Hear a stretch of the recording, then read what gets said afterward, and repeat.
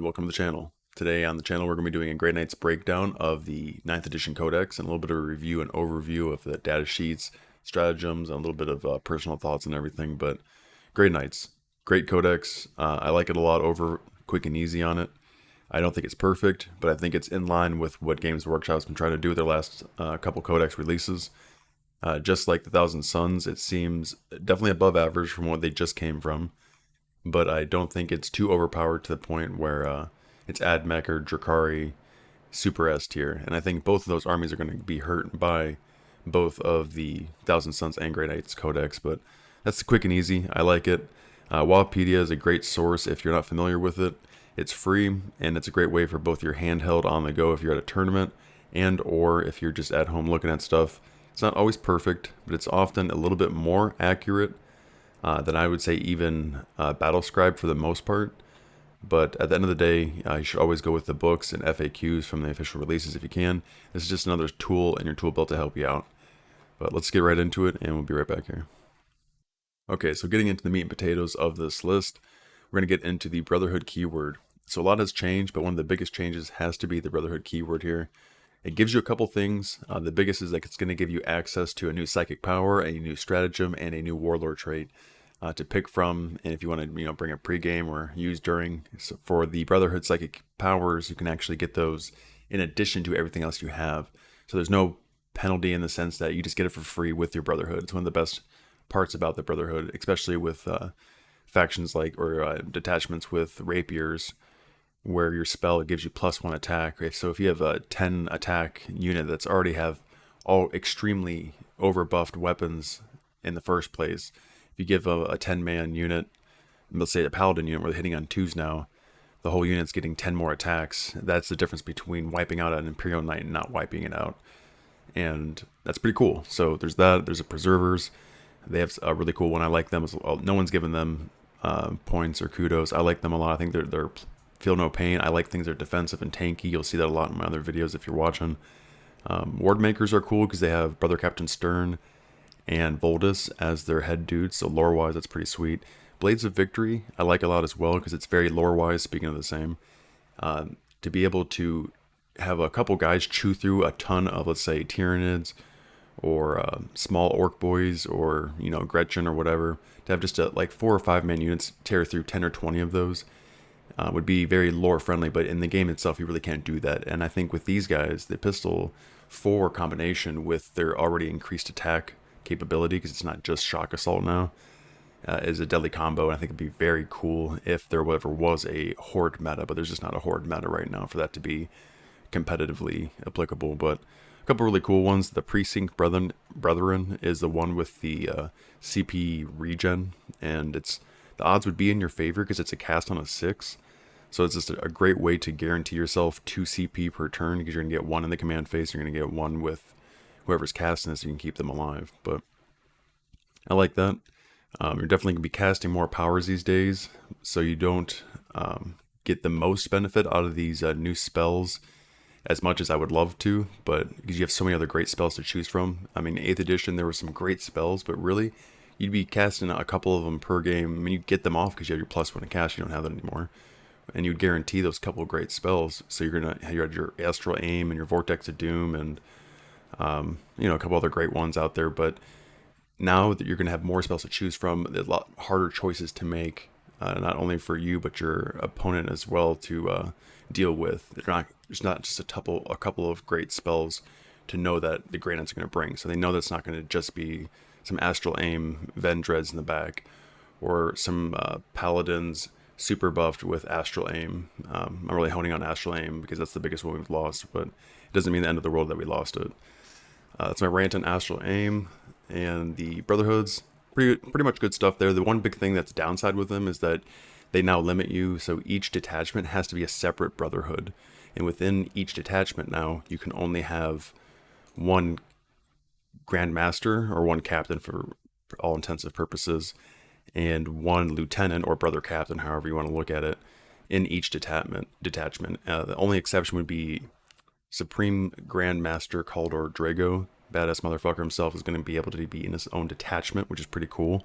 You can bring him alongside a patrol, battalion, or brigade with another captain and get 2 of those. That's pretty sweet, especially because the Grandmaster Dread Knight is one of the coolest units in the Codex and in the game right now. I love it. It's great.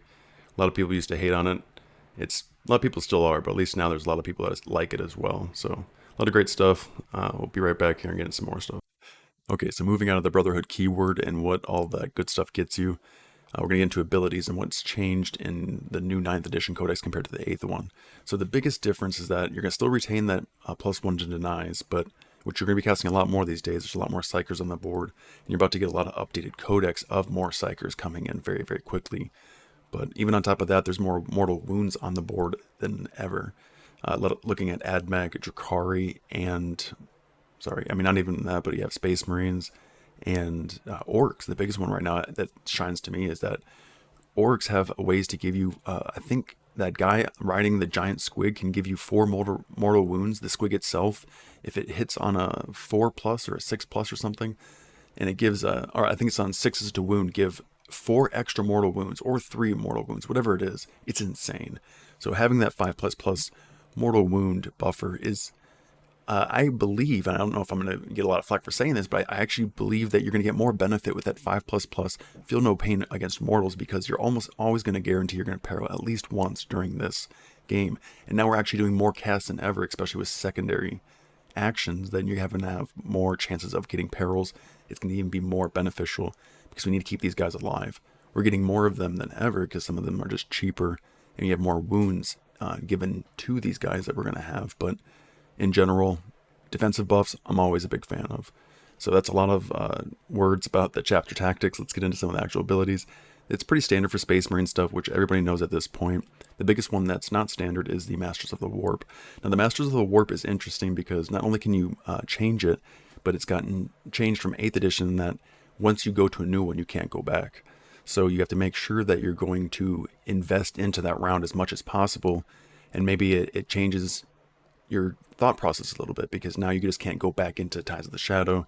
If you want to make in that really big push, maybe you need to hold off 2 turns until you make it, and you don't want to go out of Tide until then. So you gotta be a little bit more careful, but there is more flexibility. I think overall more strengths within the Tides than ever, but they're pretty much a chapter tactic in their own right. So even though we lost +1 to cast, which is still great, I do think Thousand Suns should be that extra +1 to cast faction in any of the factions in the game. So even lore-wise, it makes sense to me. But we're more predominantly that anti-psyker faction, and even against ourselves, we have some anti-psyker benefits with the 5+ feel no pain.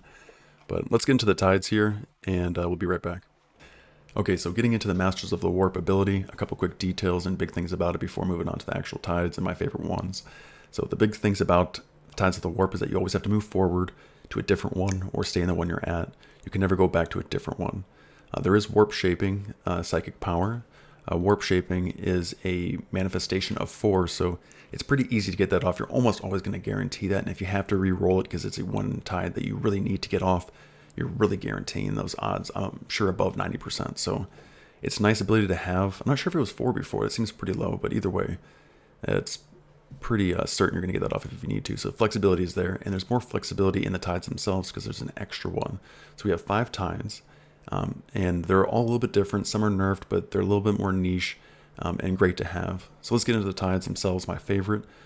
So my favorites are always going to be Tide of Shadows because I like defensive buffs. If you've ever followed any of my content, it's defensive or bust, and I like to meld my certain strategies around that. So if you see in my Ultramarine builds, it's a lot of high wound count, high toughness, high armor units. So this is going to go in with that line of thinking. It got nerfed a little bit in the sense that you cannot get that +1 benefit or the +1 and -1 to hit if you're in cover and only like 2 inches away from the model shooting at you.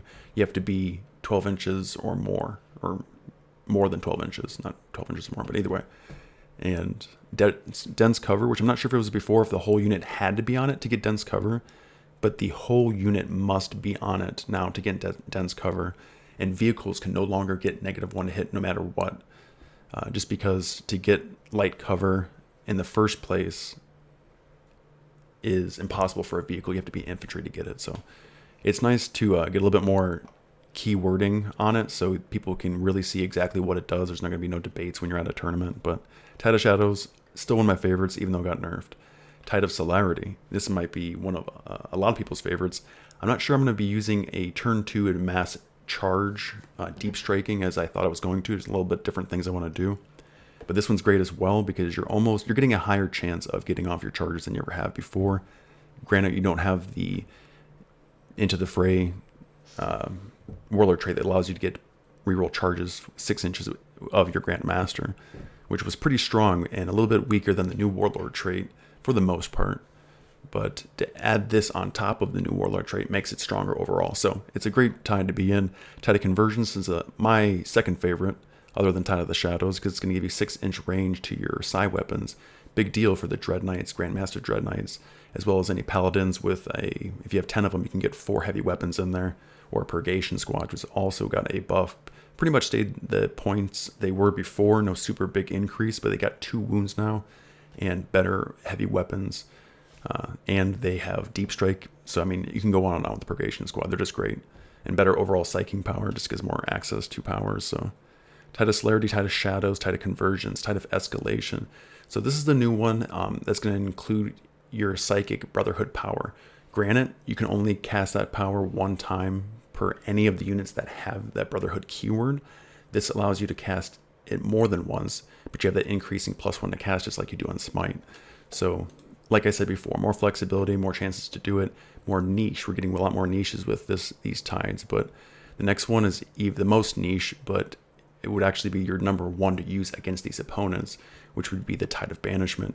And this bad boy not only allows you to get an aura within 6 inches of the units, must subtract 2 from their leadership characteristics. You actually might have some demons run from you, which as a Grey Knight's pretty lore friendly as well. So a lot of cool things with these updates, but it also gives you, each time a model in this unit makes an attack against a demon unit, so not just a range, not just a melee attack, but a attack, meaning it's both. Reroll a hit roll of 1 and a wound roll of 1. So that's pretty awesome in the sense that your turn 1 shooting against demons, which they don't even have any turn 1 shooting themselves, so you can pretty much put your shooty guys out in the open, aim them at the demons, and start firing away and really whittle them down before they get to you, because their melee is typically still going to be pretty strong. But those are the tides. I like them a lot. Let's get into the next part here. Okay, so finishing up part 1 of this review, we're going to touch on the weapon profiles and a couple changes that have occurred within each one of them.